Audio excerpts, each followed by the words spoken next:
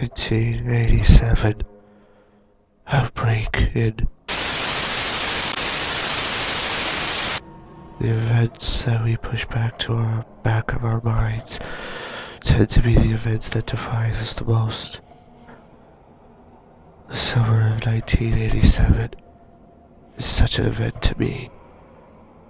I can't erase it from my mind. I'm here to unburden myself of those memories so I can die with peace in my mind. It came from the cave. They wouldn't tell us, but I'm sure it was all the same. That place. Nobody could quite express it, but everyone agreed on something unspeakably, powerfully wrong with it. Looking into it was like gazing into a festering blackened wound or a surfaced tumor. Some spooky places take their reputations from empathies or sterility. There was nothing sterile about the cave. Vertical crack opening in the mountainside granite issued a trickle of black, 90-degree water from the pool inside. At the back of the antechamber, there lay a second crack. Nobody had ever been past it, but the spelunkers who fought the irrational, primal abuse to flee the cave inspired long enough to peer through had their own words for what they saw. Unfathomable. Still, in a small town, superstition is sometimes enough to discourage exploration. And so, the second chamber remained untouched.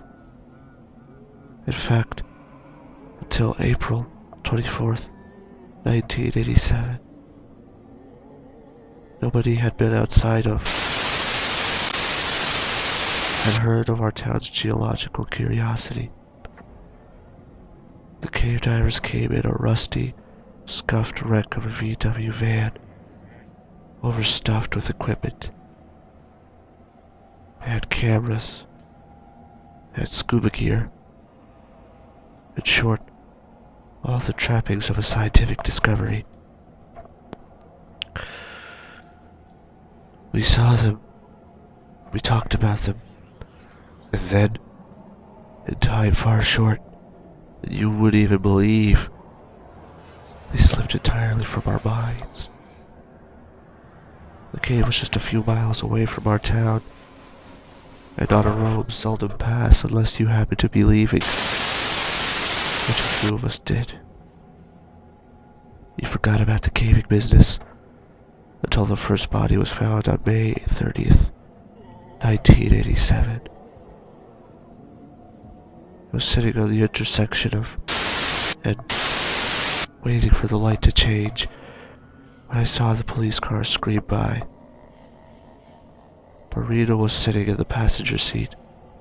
She was a tough girl, born in a hell presided over by her abusive father, now descended. She never harbored that anger that some people from shitty childhoods do.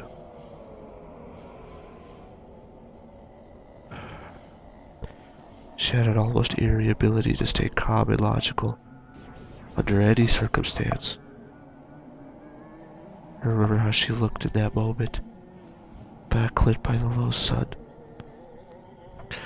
This was the last free minute of my life. We crossed that intersection and drove on, but I felt the gnawing of unease. I couldn't remember the last time I had ever seen a cop car running sirens, left alone 5 in a row. This town had led a strange and charmed life, with the local police never doing anything more than occasionally chalking someone tries and doling out tickets for parking in the red. By nightfall, the entire town was in a buzz. Rumors and information flew across the town as fast as the copper and the telephone lines could carry. One of the divers had been found dead in the middle of the highway. No, he wasn't dead. He was still stumbling when they found him. He got hit by a car. The police had shot him on the spot. He was possessed by demons. This was a sign of the end of days. Nobody knew exactly what happened, but suddenly for everybody was the authority. By dinner time, it throbbed with fear. People forsake their dinners in favor of walking to the town police station to see for themselves. I was one of that crowd. Marina came with me. She pretty much lived with my family at that point. She had gotten off work early, so we went. We sealed our fates then. I guess when we got there, the police were still struggling to maintain some semblance of control over the panicking mob gathering outside. But the mass of people kept pushing in, and though saw what there was to see, it was hard to hide. The police cars of the town's single paramedics unit were gathered in a cavern in the police and fire station's garage. In the center of the half circle that they formed, 2 EMTs and a police huddled, their faces bone pale. A stretcher sat adjacent and covered, but the sheet did not hide the fact that the black, noxious-looking fluid was blooming through the fabric and running off the girding that a black, noxious pool on the cement. You could smell it too. It smelled like a strange mixture of decaying meat and iodine. Suddenly, the police officer staggered. The crowd blinched in bizarre unison. You could see the shock ripple off the ranks of gongers in a tremor. The man fell to his knees as the EMTs and the other policemen rushed to his aid. The circle closed around the fallen man, shielding him from view. The officers parted the masses of people as the EMTs loaded the man into the truck, and it pulled out of the station in the direction of our tiny hospital, trailed by a police car. The sirens had faded into the darkening air, and gradually we all dispersed, the fear palpable in the space between us. The second incident came 2 hours later, at the hospital. Marina and I had gone home. We sat near the telephone, never admitting how truly terrified we were. The fear was something more than could be rationally explained by what we had seen at the police station.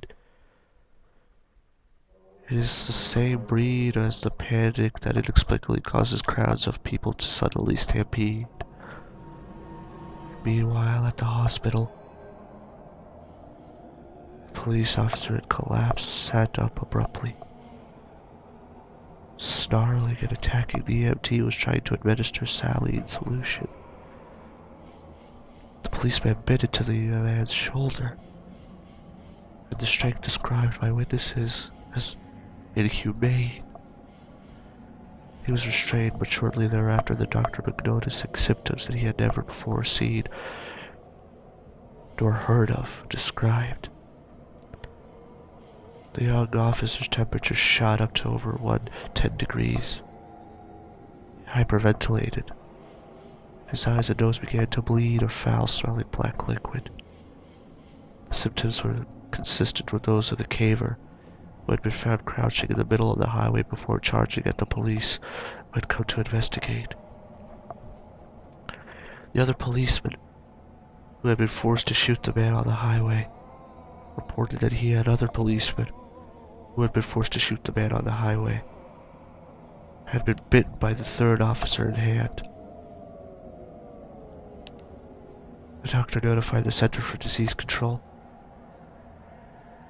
and all the while mulling over the fears that could not voice the logical standpoint.